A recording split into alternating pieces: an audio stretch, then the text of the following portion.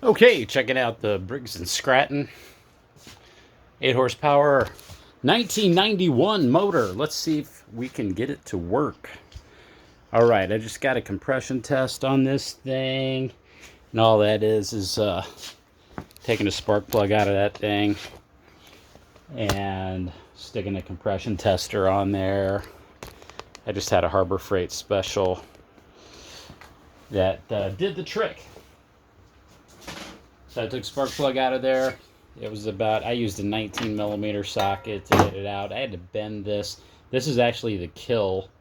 This is the kill switch for it. So you just kind of bend that tab out of the way. It bends easy. You don't want to take this head bolt out, because I do believe that's one of the head bolts. So I'm not taking that out.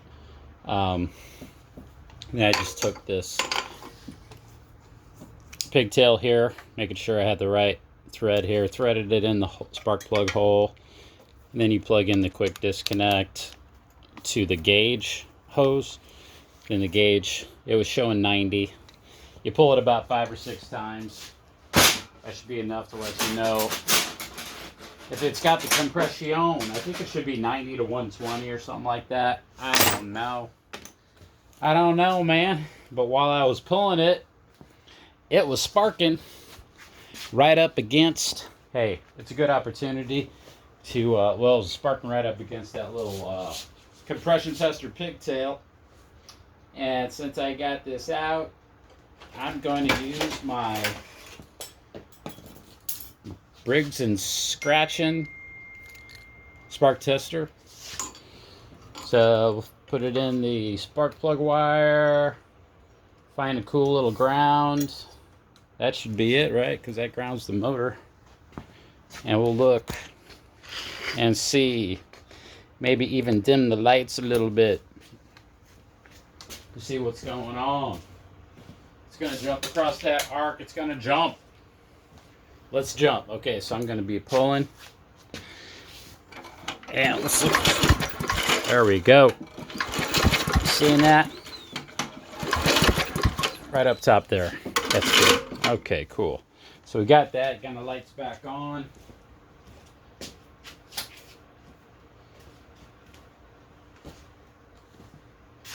And let's see, we're gonna zoom kind of out on this. Can we zoom out? Okay, it'll zoom in. So I gotta back up the camera a little bit, which will be good.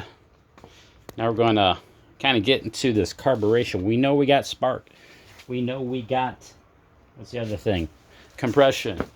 Okay. Now how about fuel? Is it getting fuel? Let's take a look at this and see if there's any gas coming out. I have a glass jar around here someplace. Where's that glass jar? There it is. Okay. I usually keep a glass jar or two around, and I got a tube that helps me collect the fluids. The gas fluids. Okay. So I usually use like this tube. I got about a 10, 12 inch piece of tube, and then I think this is actually the main jet. It's not like the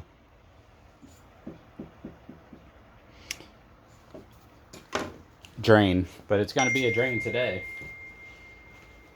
So before I do that, I'm going to get my stubby flathead and turn that main jet screw all the way in. I'm just guessing that that's the main jet screw.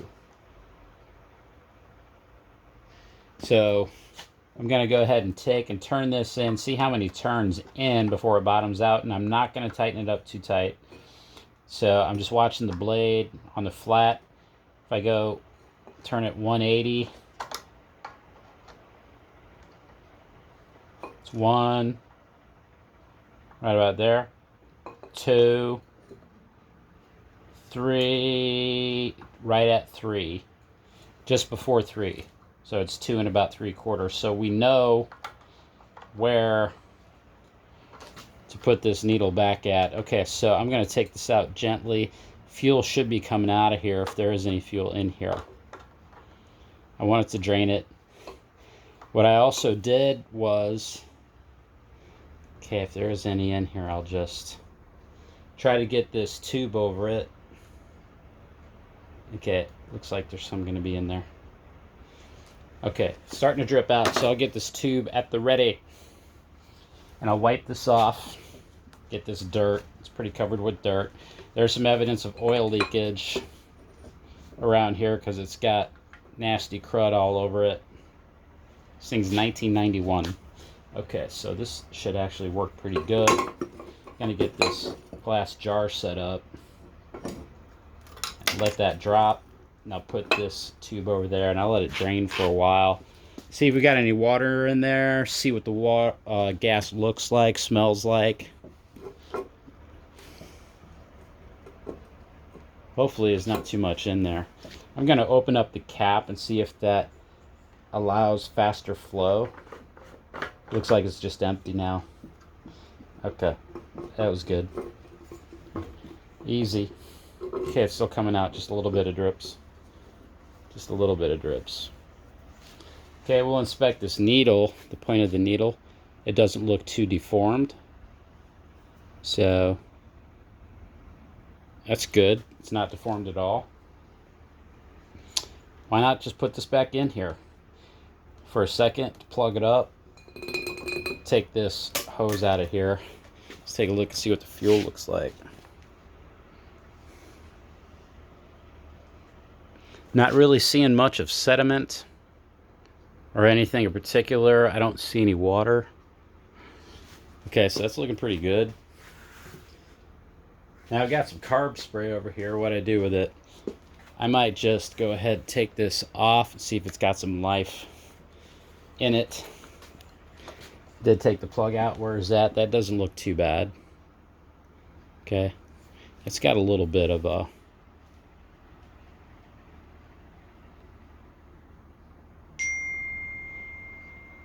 little oil on it, actually. Okay, let's turn this back in, get it to its 2.5 and then some adjustment. Yeah, this looks like the main jet, and then the screw above this, it looks probably about like the I don't know, might be the idle jet. Kind of cool. Don't get to work on these much.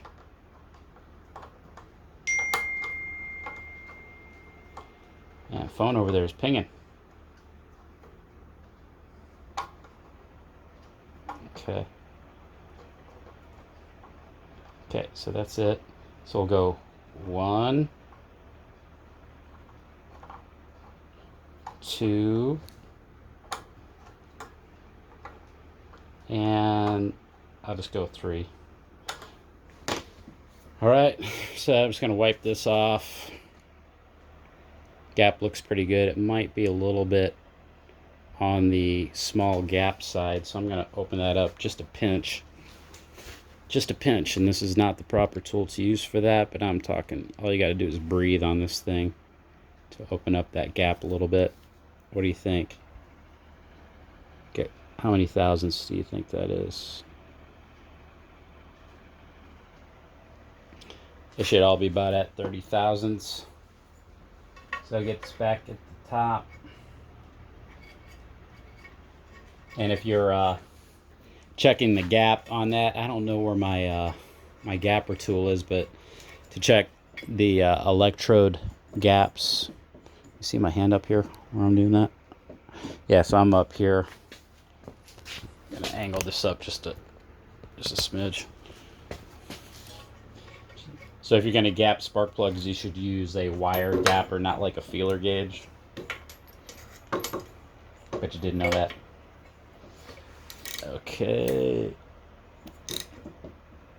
Plug's going in good and firm. Not too tight. Got the spark plug back on there. On the wire. Alright. I drained all the gas, so I'm going to shoot a little. This looks like an aftermarket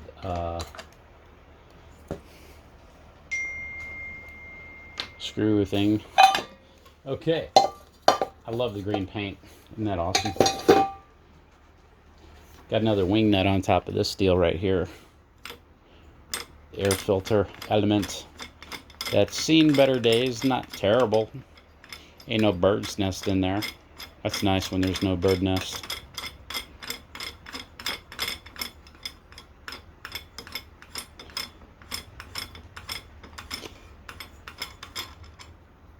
Okay.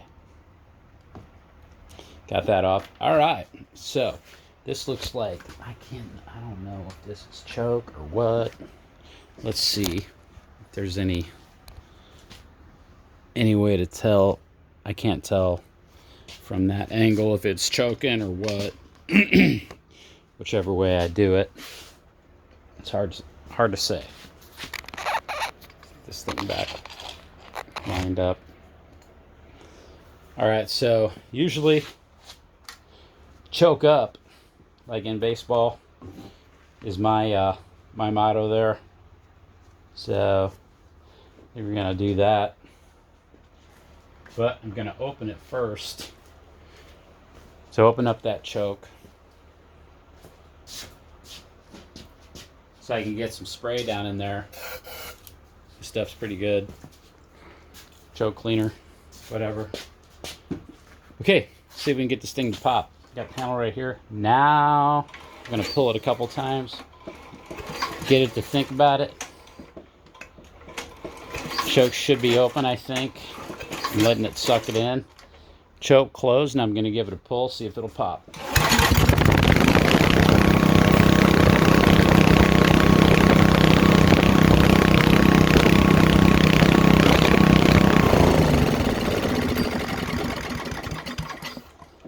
I think she's gonna run.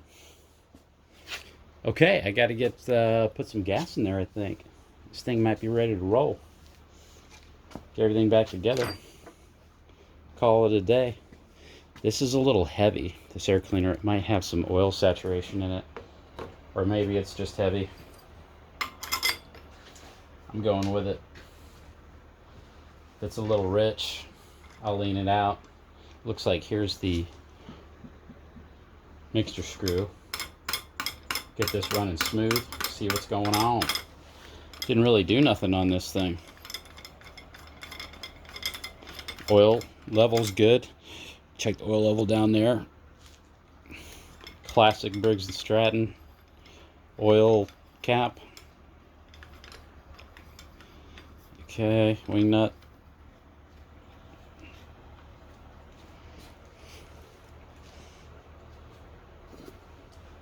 All right, maybe it was just a matter of getting that old gas out there. I forget what the gripe was on this. Anyways, what was it? What was wrong? I don't remember. I don't remember what they said, but it seems to be working. Okay, where is that aftermarket little thing I was talking about? That. Oh, where'd it go? There it is. It's hiding. All right. He was hiding right up underneath there. Okay, so I'm going to put some gas in this thing and see if it will stay running. There's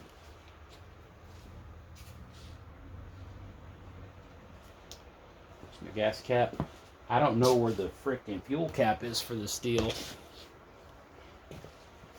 Did I just take this off? That'd be on the floor somewhere. Oh, it is on the floor right there. Okay. Putting a little gas in. Okay, put a lot of gas in. Maybe about a quarter of a gallon. If that. Check for leaks. Oil's good, spark's good, compression's good.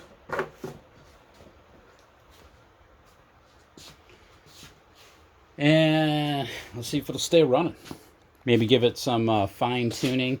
Let me get a, how the hell are you supposed to get?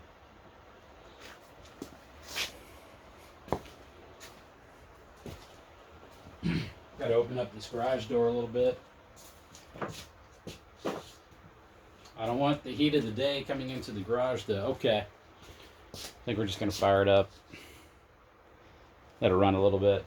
And I'll see if I'm going to be able to get a screwdriver into that.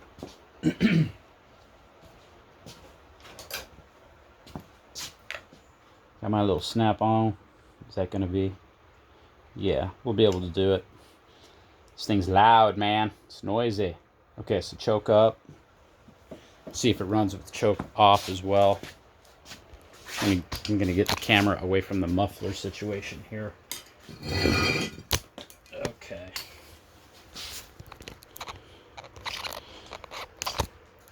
Camera. All right, so choke up. Should have fuel coming in. Let it rock. And then I might go here for the main jet RPM adjustment. I don't know what controls what, honestly. Okay, so this is probably the throttle. That's controlled by the gov. Yep, it's connected to the governor arm down there. So this is the throttle plate. Choke plate's down here. This should be the main jet. And this might be the idle mixture or something, but there's no idle. Okay. This might be a mixture screw, and I think this is the main jet. Okay, let's get this fired up. Choke.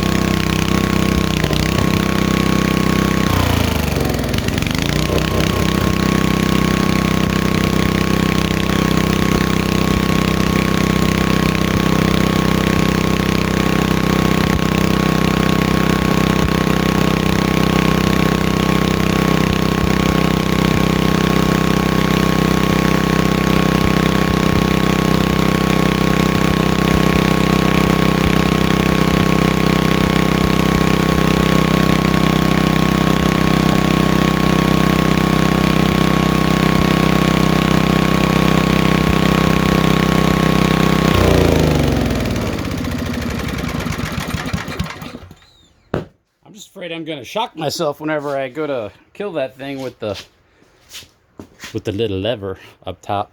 Okay, I'm calling it good. Easy. Where's that oil coming from? I'll bet you it might be coming from that governor shaft seal right here. Pretty cool. And if you want to take a closer look at the governor situation here, so you got the governor shaft coming out, the governor arm, then you have the governor rod going up to the throttle plate, which is right here. And then there's a spring, got to be a spring on there. Yeah, here's the spring stuff. So, and then this tab right here would be the high or low RPM. So pulling it down would increase spring tension. It would increase the high speed RPM. I might actually bring it down a little bit. Sounds like it's really running at a high RPM. I need to get a tachometer for reals and look up the this might actually have the RPM on it someplace. Yeah, 3600 RPM. Sounds kind of high. It's hard to do that RPM thing by ear. But anyways, hey, hope you enjoyed this little video. Like, subscribe if you're into this stuff. Have a good day.